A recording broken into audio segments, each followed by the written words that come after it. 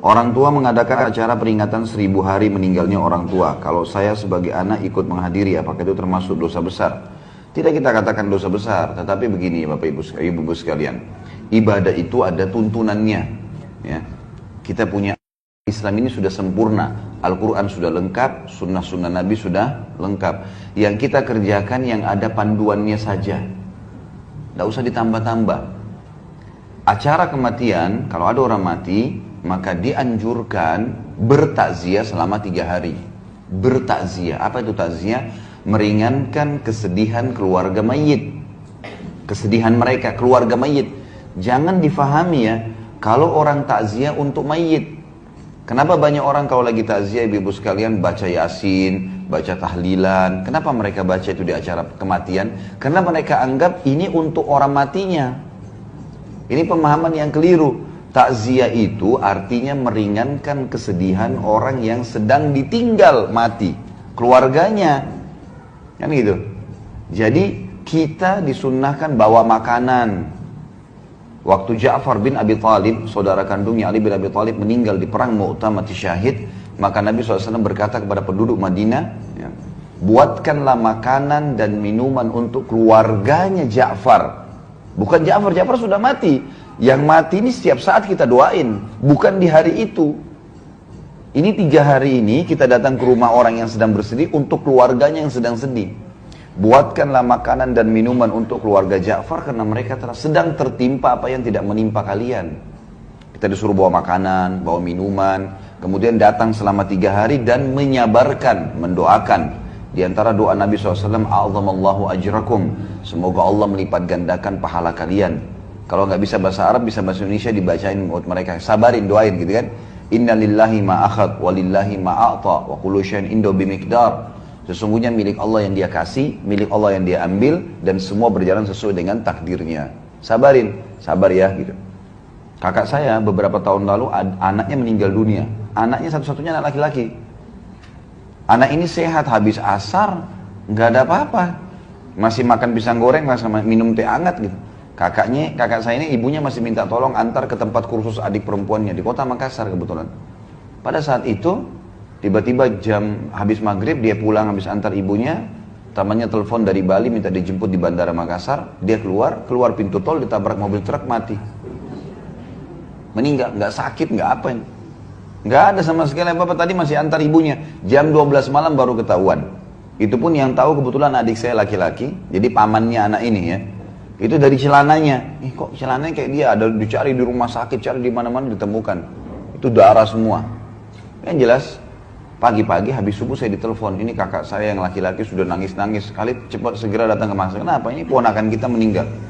Saya beli pesawat pertama, tiket pesawat pertama Garuda, kemudian saya berangkat pagi ke sana, tiba di sana, semua keluarga bilang, ini kakak kamu sudah nggak ada yang bisa hadapin. Dari malam pingsan terus nih, bangun pingsan, nggak mau makan, nggak mau minum. Ini masalah, nanti sakit juga dia. Gimana caranya? Saya datang dekatnya lalu saya dudukin. Kak duduk sebentar, dia duduk. Setelah saya salaman lalu saya bilang, Hamdi, namanya anak ini Hamdi. Hamdi ini tidak hilang. Tidak hilang, saya bilang. Hamdi ini kita sebagai orang beriman tahu, pindah alam ke alam akhirat. Akhirat itu abadi. Dia sedang mendahului kita ke sana. Untuk apa kakak sedih? Jelas-jelas dia cuma pindah. Dia bangun dari tempat itu dan dia bilang, memang benar Hamdi gak hilang? Saya bilang gak hilang. Orang beriman yakin, mati itu sebuah pintu untuk menuju kepada kehidupan abadi. Jadi gak usah sedih dengan mati. Memang mati itu harus dilalui proses. Bukan cuma manusia, hewan, tumbuh-tumbuhan, semua mati. Gitu kan? Mati itu sebuah pintu, kalau kita masuk kita akan menuju ke rumah abadi kita. Cuman di sana ada surga atau neraka, baik atau buruk gitu kan. Penentuannya sekarang.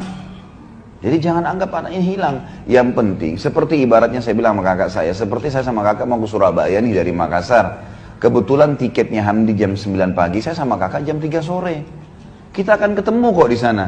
Yang penting tiketnya sama, iman dan amal saleh. Kalau sama ketemu di sana, gak usah khawatir. Orang tua kita yang meninggal, anak kita yang meninggal, suami istri yang meninggal, tidak ada masalah. Orang mukmin tahu. Rukun iman kita itu kan. Rukun iman itu ada 6 diantaranya iman kepada hari kiamat, kematiannya, alam barzahnya, hisabnya, surga nerakanya, panjang lebar itu. Kalau ibu-ibu ikutin ceramah saya di YouTube, Kitab Minhajul Muslim, tulis saja tanda-tanda hari kiamat. Atau tentang surga dan neraka. Ada panjang lebar saya ceritain masalah itu. Jadi kita harus paham tentang poin-poin seperti ini. Kalau orang meninggal, ya yang kita lakukan adalah kita bertakziah kepada mereka, keluarganya. Sementara si mayit, ya, itu 3 hari maksimal ya. Nabi kerjakan 3 hari. Jadi nggak ada hari ke-7, hari ke-1000, hari ke-40, ini nggak ada semua. Ini mengikuti acaranya orang-orang Nasrani. Kalau ada ibu-ibu di sini mungkin pernah mu'alaf dari Nasrani pasti tahu, gitu kan? Pasti tahu. Jadi saya tahu betul karena kebetulan istri saya mu'alaf. Non-muslim, tadinya Nasrani masuk Islam. Kemudian di acara keluarganya di daerah Manado itu luar biasa kalau kematian. Hari ke-3, hari ke-7, hari ke-40, hari ke-1000 mereka main gaple di situ, mereka makan, mereka semua pesta-pestaan. Orang Islam nggak ada hubungannya dengan itu. Nggak ada hubungannya sama sekali, kita nggak ada hubungannya, kita punya syariat sendiri. Takziah 3 hari maksimal. Dan sabarin, bawain makanan, pulang. Jangan duduk di situ. Gak usah lama-lama, Nabi SAW dalam 1 hari bisa datang sampai 3-4 kali ke rumah orang yang sedang bersedih. Baik, untuk si mayit, apa yang kita lakukan? Perbanyak amal buat dia. Beristighfar untuknya. Dan itu setiap saat. Selama kita hidup, kita selalu beristighfar untuk dia. Ya Allah, ampuni dia, rahmati dia. Jadikan kuburannya taman dari taman surga. Terus, bersedekah buat dia. Ada masjid lagi dibangun, kita sumbang atas nama si mayit. Itu boleh. Nggak masalah. Sumbangkan Quran di masjid atas nama dia, ya. Apapun yang bersifat amal jariah, pembangunan jalan lah, penggalian sumur lah, apa saja yang bisa jadi kebaikan buat dia. Dan masuk dalamnya juga haji dan umroh.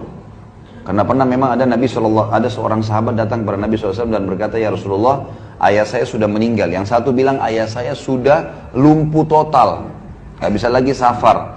Tapi belum pernah haji dan umroh, bisa saya haji umrohkan? Kata Nabi SAW, haji dan umrohkanlah. Jadi boleh dihajikan dan diumrohkan, gitu kan? Di yayasan saya misalnya, saya buat program, setiap tahun tuh banyak sekali jemaah yang ikut. Untuk haji itu $1.500, 1.500 US.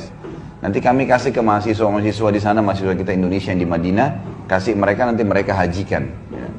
Gitu kan? Kalau umroh itu kalau tidak salah ya sekitar $300. Jadi ibu-ibu biar tidak mampu untuk umrohkan hajikan orang tua, bisa melalui orang-orang ini gitu. Bisa kita pakai tenaga-tenaga mereka, asal orang terpercaya.